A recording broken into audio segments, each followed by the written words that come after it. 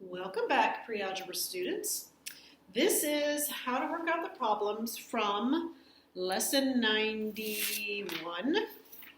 So the first problem that you guys had assigned was number 2. Shoes that were marked up 90%. Their original price was $70. We had to find the new price. So I made my original change new chart. It increased by 90%, so my new percent is 190%. So I made my proportion. 100 is to 190, as 70 is to something.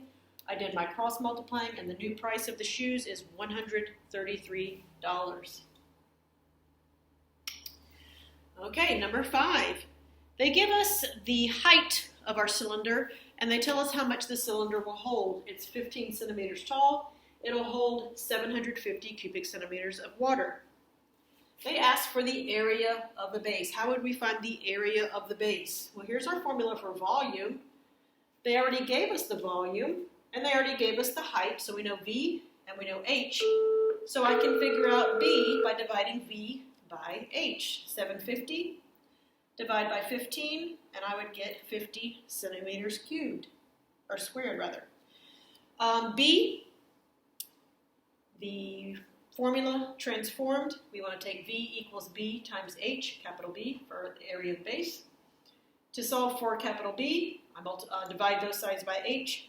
V divided by H is equal to area of the base, capital B.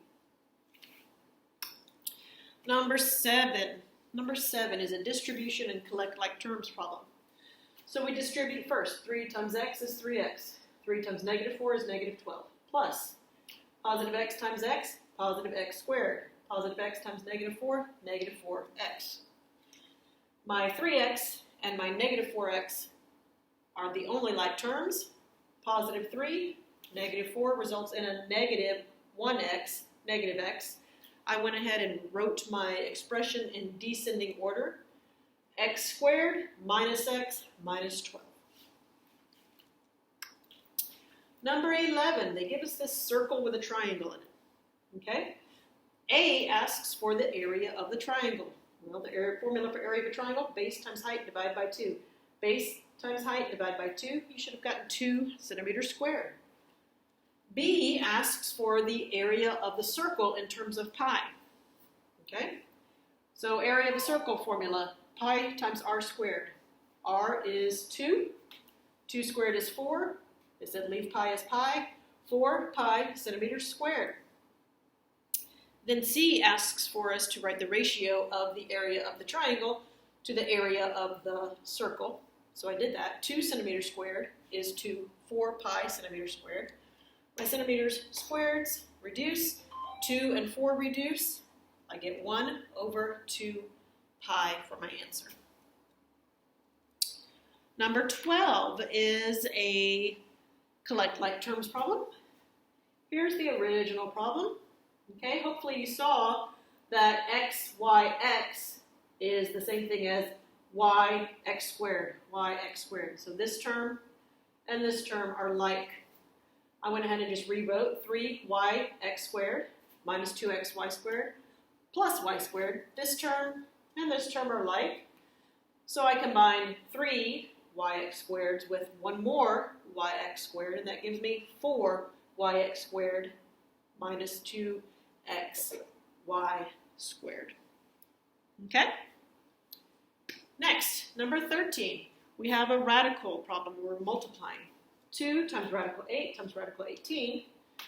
So my first step was to put my radical 8 and radical 18 under one radical. 2 times the radical of 8 times 18. Then I took my 8 and broke it down into 4 times 2. My 18 I broke it down into 9 times 2. So then I start looking to see what roots can come out. And I looked here and I said, 4 is a perfect square. That means I can bring the root out, which is a 2. So now I have on the outside 2. I brought out a 2 here. I have 2 here, but I also have another 2. 2 times 2 is 4, so I can bring that root out, which is another 2. 9 is a perfect square, so I can bring its root out, which is 3. So everything came out from under the radical. So now I just had 2 times 2 times 2 times 3, and that gave me 24.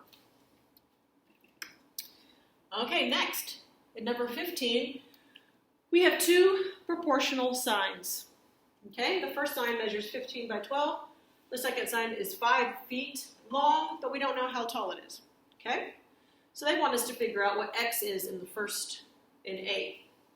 Okay, so that tells me in the directions that these signs are proportional, so I created a proportion. 15 is to 12 as 5 is to x. Solve for x. X has to be 4. Okay? In B, it asks me to find the ratio of the perimeter of the big one to the small one. Okay? Well, we learned yesterday in our lesson that when I have a proportional relationship here, the ratio of their perimeters is the same thing as the scale factor. Well, I know the big one is 3 times bigger than the small one regarding the lengths of the sides. So my scale factor has to be 3. That means the ratio of the perimeters, my big one, is 3 times bigger than my small one in perimeter. Okay? C asks for the ratio of their areas. Okay? Now we learned yesterday, when we're talking about ratio of areas, we have to take our scale factor and square it. My scale factor is 3. If I square 3, I get 9. That means the area of my big sign is 9 times bigger than the area of my small sign. Okay? Which helps us on letter D. On letter D, it says it takes 1 pint of paint to paint the small sign. That means it would take 9 times more paint to paint the big sign because the area of this is 9 times the area of that. So I would need 9 pints of paint. 18 is our sets problem. So he plays soccer Monday, Wednesday, Friday. It does music, I think it's music lessons on Tuesday and Wednesday. So for the first one in A, it asks for the intersection of S and M. Okay, intersection, where do they have something in common? And they have something in common with Wednesdays. Okay? B asks for the union. That means we need to write the set that takes all the elements and from both and combines them. So if we combine these sets, we get Monday, Tuesday, Wednesday, and Friday. Number 20. A, we have to factor. 4x squared plus 4x. Here's a term. Here's a term. So I look to see what they have in common. Well, they both have a 4 as a common factor, and they both have an x as a common factor. So that's what I'm going to remove. I'm going to take a 4x out of both. 4x squared divided by 4x leaves me with x. Positive 4x divided by 4x leaves me with positive 1. So the answer here, 4x times x plus 1. On B, it wants us to distribute. Now this is kind of strange looking. We have a negative outside of parentheses. Okay, there's several ways to look at this. We could say, well, negative, I can picture there being a negative 1 out there, and then distribute the negative 1. Negative 1 times x is negative x.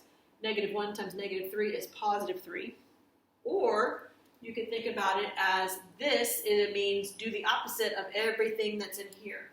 Okay? So instead of an x, it'll be a negative x. Instead of a negative 3, it'll be a positive 3. Okay? I like to think of it as the distribution way. 22, we have a proportion problem. 1.2 is to 1.6, as 9 is to some number. I multiplied 1.6 times 9, divided it by 1.2, and I got 12. Okay, number 23, 5/6x equals 1/2 x plus 1/3. Well, I have an x over here, I have an x over here. I want my x's together.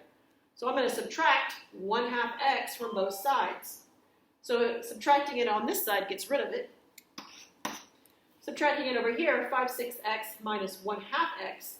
You've got to get common denominators. So 5/6x minus 3/6x gives me 2/6x is equal to 1/3. 2/6 reduces to 1/3. 1/3 x equals 1/3. Well, what do I multiply 1/3 by to get 1/3? X has to be 1. And that was it for our homework from last night. Okay? Hope you did okay. If there is something that we worked on that you have no idea what it means, and even after we've been over it, you still don't understand it, please send me an email with a phone number so that I can call you and go over it. Okay? I will be next to my computer. I will be checking email diligently, and just let me know. Thanks. Y'all have a great day.